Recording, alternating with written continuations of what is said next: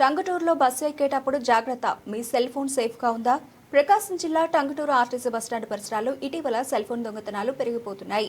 ముఖ్యంగా బస్సులు ఎక్కేటప్పుడు, దిగేటప్పుడు, అలాగే ఆటోలో ప్రయాణించే సమయంలో దొంగలు చాకచక్యంగా ఫోన్లు ఎత్తుకెడుతున్నారు. ఇటీవల 4 సెల్ ఫోన్లు పోయిన ఘటనలు నమోదయ్యాయి.